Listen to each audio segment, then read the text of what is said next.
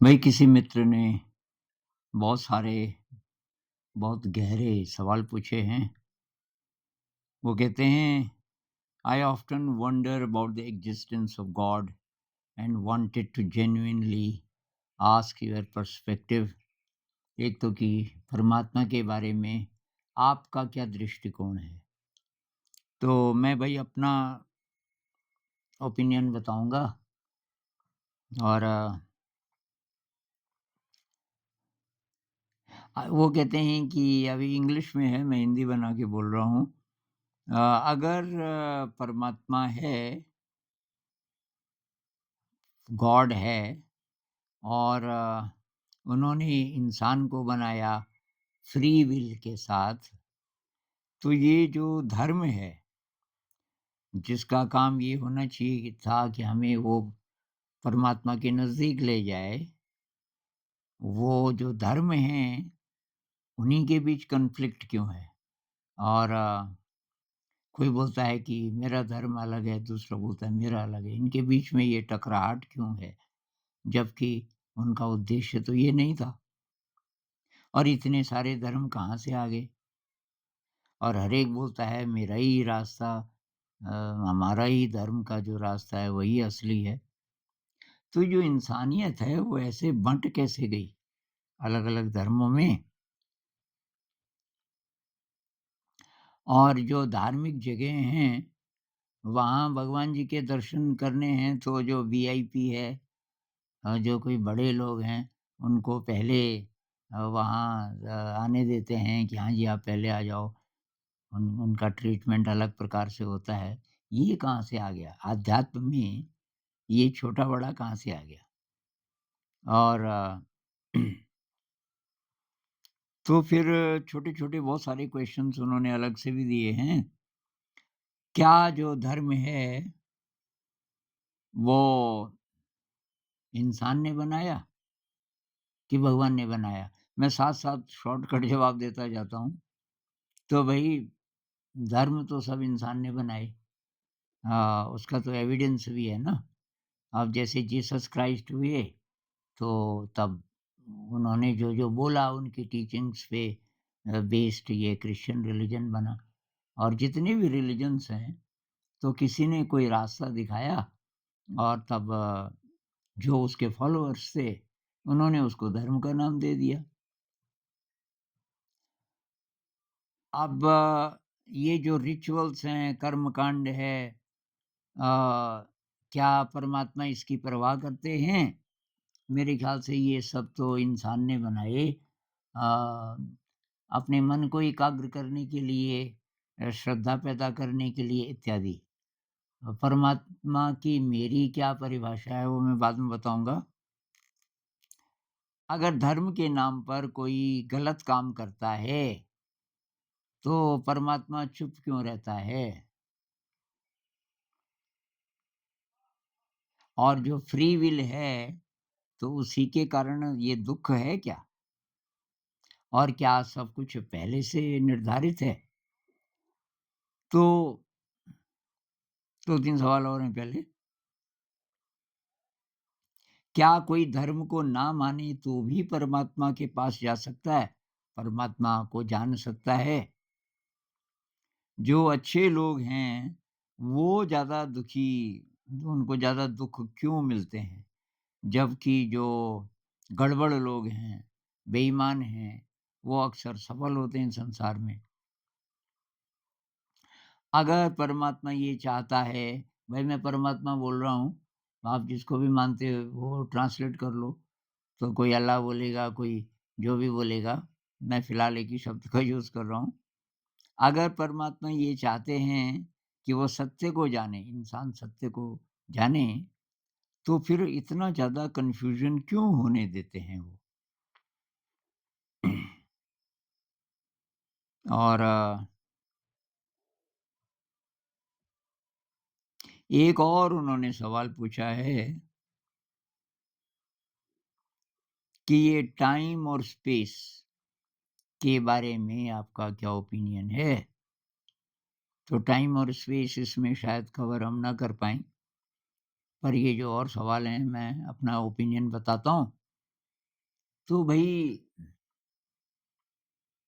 परमात्मा क्या है? तो ये जो अद्वैत वाली फ़िलॉसफ़ी है, ये मुझे काफ़ी ठीक लगती है। इसमें ये मानते हैं कि एक फ़ील्ड है, एनर्जी फ़ील्ड है। अभी साइंटिस्ट भी कुछ-कुछ जैसे डेविड बोम भी यही बोलते हैं कि एक एनर्जी का फ़ील्ड है, अनंत, अनादि।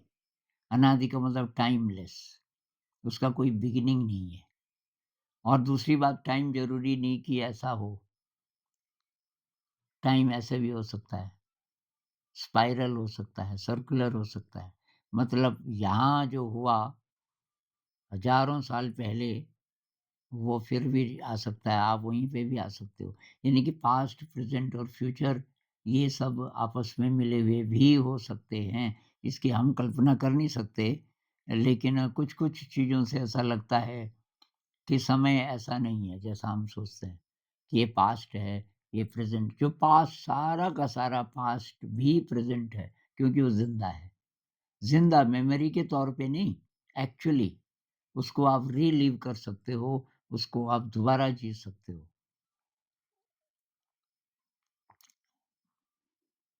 तो परमात्मा क्या है? एक एनर्जी फ़ील्ड है।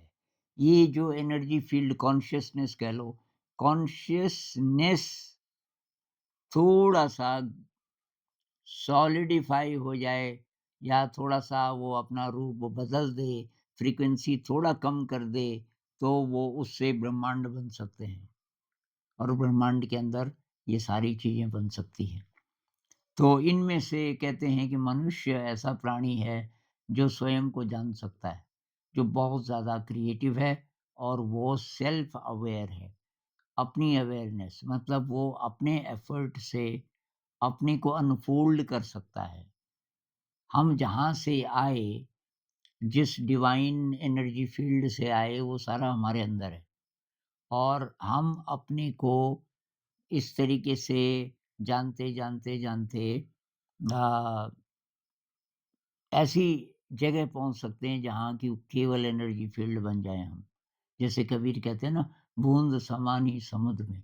अगर हम बूँद हैं, बूँद ढूँढने गई कि मेरा असली स्वरूप क्या है और उसको पता चला कि वो समुद्र है। बूँद समुद्र के साथ एक हो गई। तो ऐसा वो कोई एक्सपीरियंस है।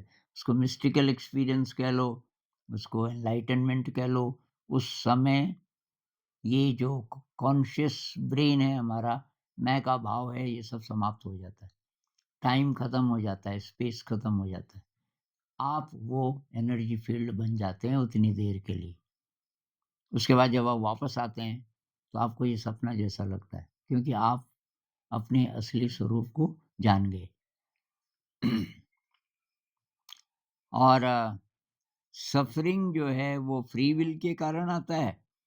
तो मेरे ख़्याल से फ्री विल का मिसएप्लीकेशन, क्योंकि हमें मर्ज़ी दे दी परमात्मा ने और मर्ज़ी का लोग दुरुपयोग ही करते हैं ज़्यादातर। जैसे मेरी मर्ज़ी है कि मैं सच बोलूँ या झूठ बोलूँ।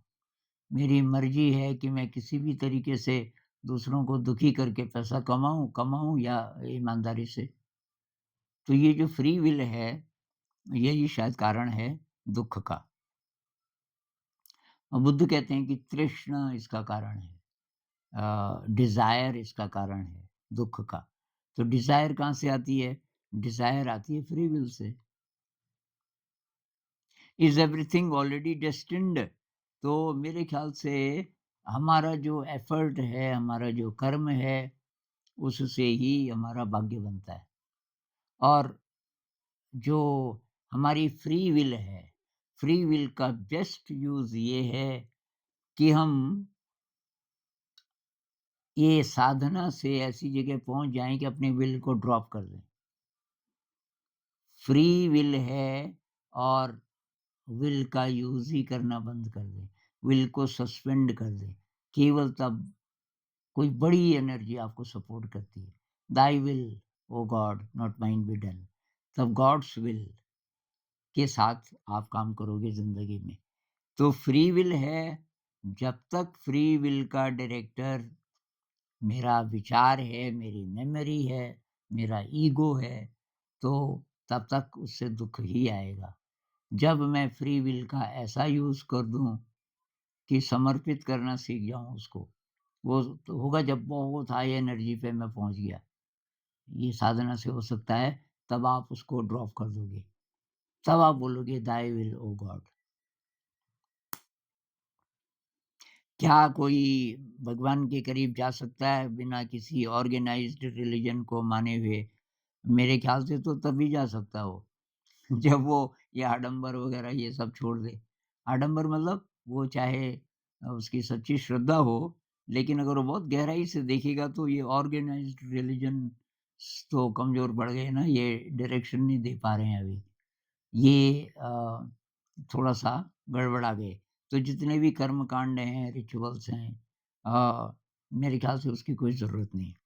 अब कुछ लोग बोलेंगे, "ना जी ज़रूरत कैसे नहीं है, मेरी श्रद्धा तो तभी जागती है।" आप करते रहिए। तो अब 2 रास्ते हैं भई, एक है भक्ति का रास्ता।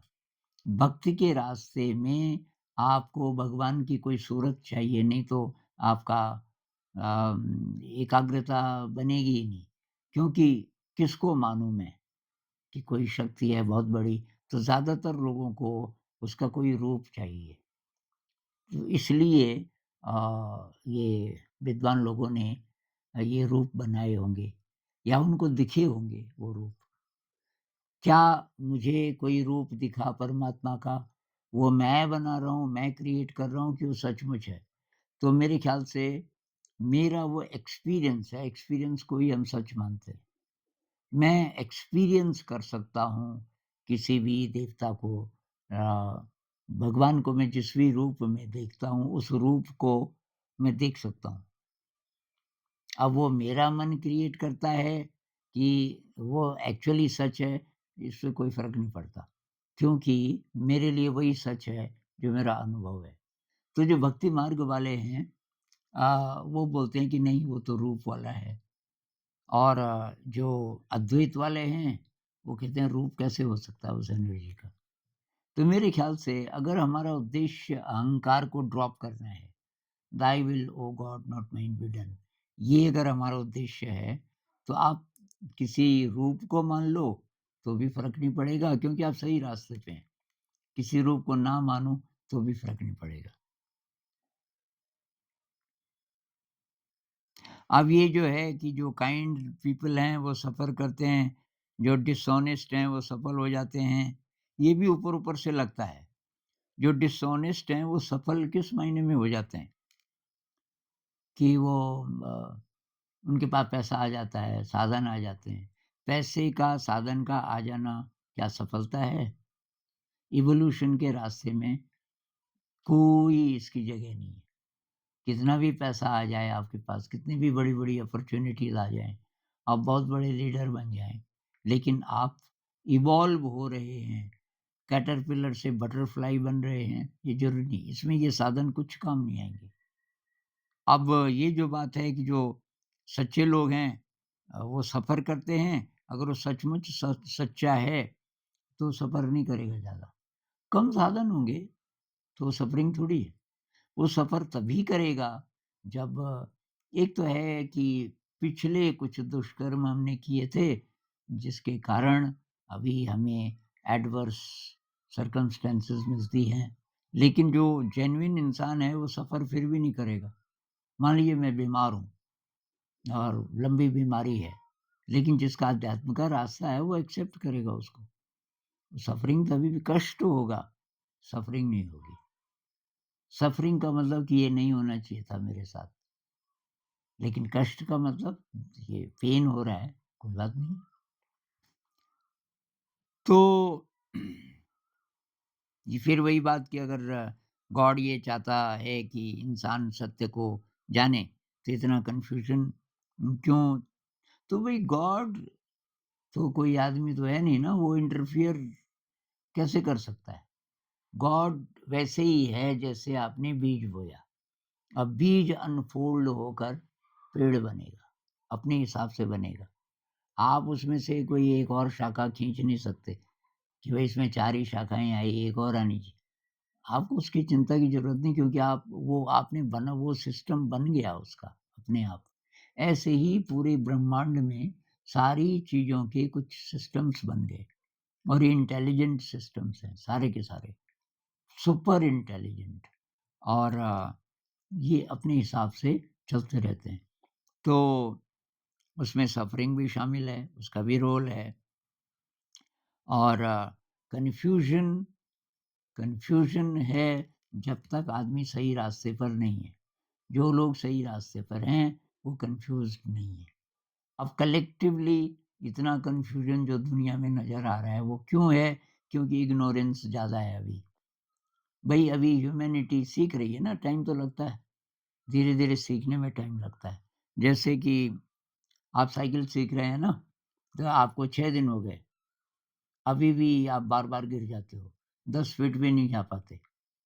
अब कोई एक्स्ट्रा टेरेस्ट्रियल है, दूसरे जगत का, जिसने ना कभी साइकिल देखी और ना किसी को चलाते देखा, लेकिन वो देख रहा है कि आप गिर गए, फिर चोट लगी, आज भी देखा उसने, कल भी देखा, परसों भी देखा, तो अब पता नहीं क्या सोचेगा?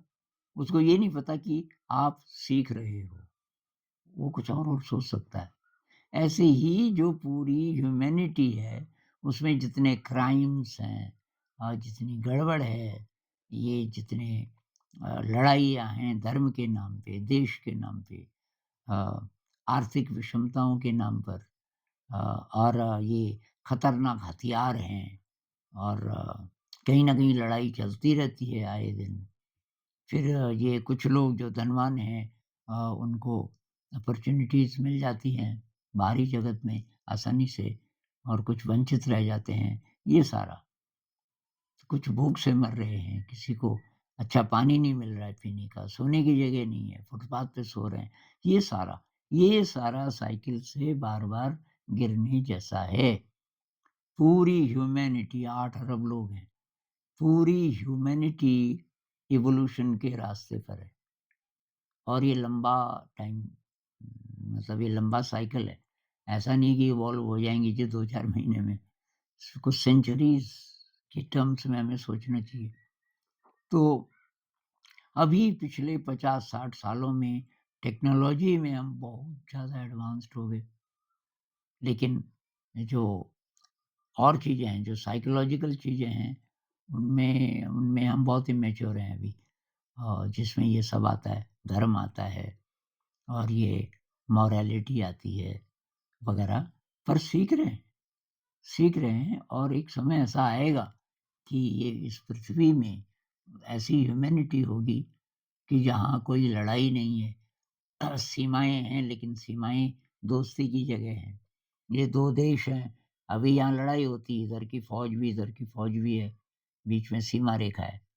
आने वाले समय में ऐसा हो सकता है, आज से 50 साल बाद, 100 साल बाद, कि ये जो सीमाएँ हों, ये मिलन की जगह हों, वहाँ मेले लगें, और अभी जो फ़ौज है, उसका काम हो मेला वही ढंग से चले।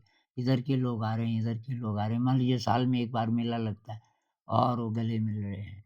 पिछले साल भी हम आए थे, गले मिले थे। ऐसे ही पूरी दुनिया में। अपना-अपना देश रहे, वहाँ आप अपने हिसाब से जियो, अलग-अलग कल्चर्स हैं, लेकिन मिलने की जगह हैं, और कोई युद्ध ना हो, ऐसा हो सकता है, और कोई विषमता ना हो। इंसान सीख जाए कि असली खुशी ये साधनों के संग्रह में नहीं है, बल्कि दूसरे की हेल्प करने में है, सादगी में है, और जो असली खुशी है वो इवोल्यूशन में। हमें कैटरपिलर से तितली बनना है। ये ज़्यादा लोगों को जैसे ही पता चलेगा, हर चीज़ बदलेगी, तब टेक्नोलॉजी बदलेगी। ऐसी टेक्नोलॉजी मेरे ख़्याल से मेरे मेरे लाइफ़ टाइम में तो ना सही, आपके लाइफ़ टाइम में, जो लोग अभी 30-40 साल से छोटे हैं, आपके लाइफ़ टाइम में ऐसी टेक्नोलॉजी मेरे ख़्याल से आ जाएगी, जिसमें कोई प्रदूषण ना हो। चीज़ों का प्रोडक्शन से लेकर के, गाड़ियों से लेकर के, प्रदूषण ना हो। ऐसा मुझे आशा है, ऐसा होगा, क्योंकि अ, बहुत तेज़ी से इंसान बदल रहा है। वो अंदर से भी बदल रहा है, ज़रा कम रफ़्तार है, और गड़बड़ियाँ बहुत प्रकार की हैं। टेक्नोलॉजी में एडवांस तो हो रहा है, लेकिन अंदर इवोल्यूशन में उसका उतना ज़्यादा योगदान दिखता नहीं, सीखने का टाइम है। ये बार अभी गिर रहे हैं, लेकिन हम सब आगे बढ़ रहे हैं। नमस्कार।